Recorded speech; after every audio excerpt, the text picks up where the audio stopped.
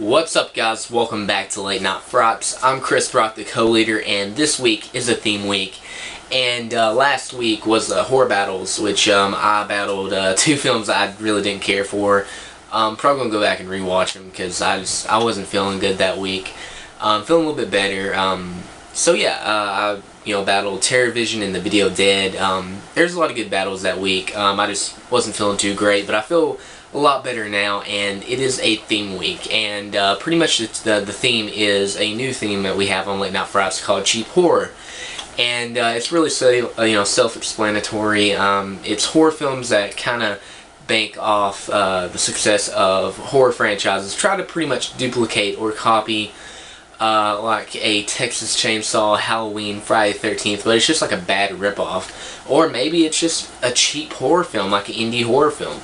And the one that I am going to review for you guys today kind of falls under the mockery, kind of like it's trying to copy Friday the 13th, but it has elements of Halloween, Texas Chainsaw Massacre, etc., etc. And without further ado, the film I want to review for you guys is a 2001 film called Bloody Murder 2: Closing Camp. Come on, everybody, listen up. We got a lot of work over the next few days before we lock this place down. So what's tonight's mischief? How about a game of blood murder? Actually, I think I'm gonna pass. Tracy's brother Jason disappeared up here about 5 years ago. The locals claim it was Trevor Morehouse. Trevor Morehouse is just some fictitious local psychopath to get campers. Very funny, dickhead. I don't know what I'm thinking.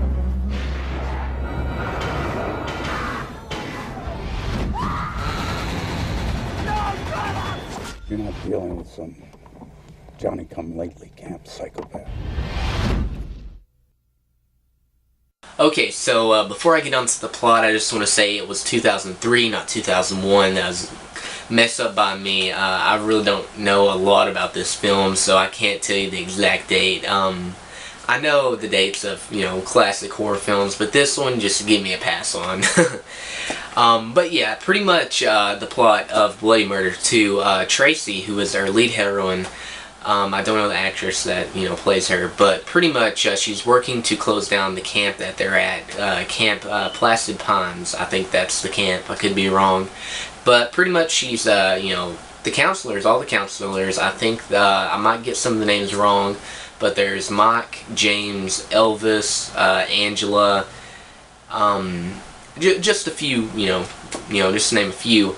They're all having a bonfire because they're at the camp, and pretty much Angela suggests them to play a game of Bloody Murder, and upset, Tracy leaves because it is revealed by Sophie that Tracy's brother actually disappeared while playing a game of Bloody Murder at the same camp a few years back, and it is believed by a local legend, pretty much killed Tracy's brother and whoever else was, playing the game.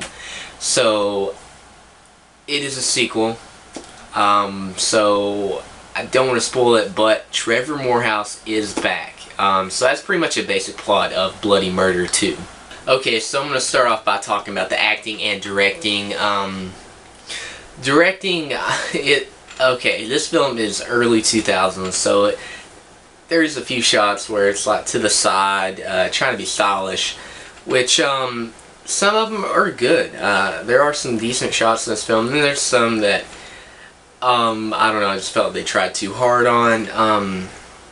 The directing, it's decent. It's nothing that is going to make you go, wow, that was really well directed, but it's not bad. I mean, it's not not unwatchable, but I can't really praise the director of this film that much, but he did a decent job, and that's probably how I feel about the acting as well. That's probably what I'm going to say about the acting, because if you're really going to judge this film, take like a Hollywood reviewer, they're going to bash the acting like crazy, which the acting's not good. But if you take in consideration that it is a B movie, it didn't get a theatrical run, it wasn't put out in theaters, it's a B movie slasher film then I think you can come to terms with the acting. I think it is acceptable.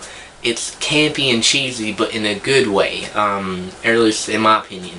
So if I really had to say something about the acting, I would say that the acting is decent. So that's pretty much how I feel about the directing and acting. Okay, so going to move on to the category that I think this film shines the most in, and that would have to be kills.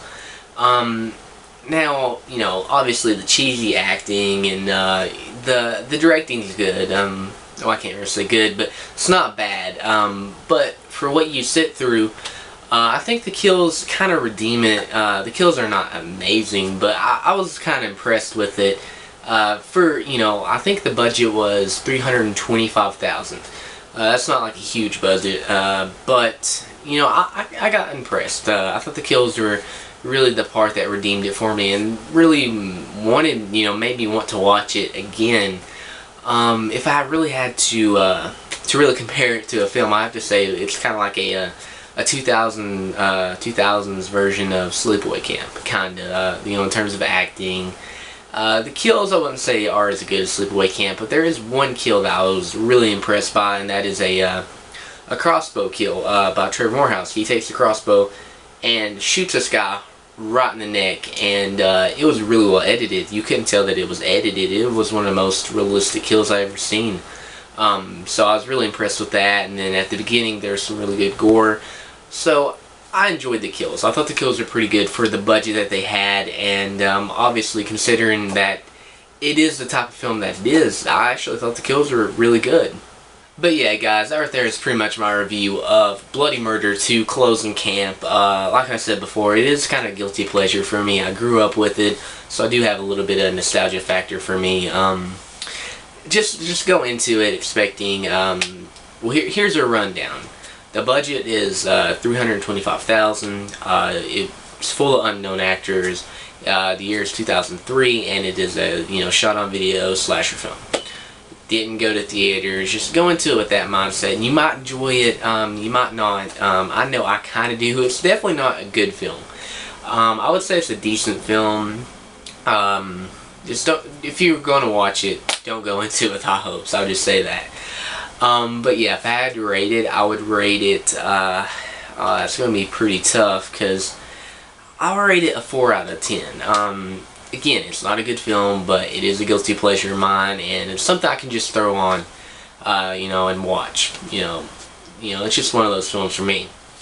But, yeah, if you have seen Bloody Murder 2, leave a comment down below. What are your opinions on the film? And, yeah, thank you guys so much for watching. Stay tuned tomorrow for Little Rocker Cuties video.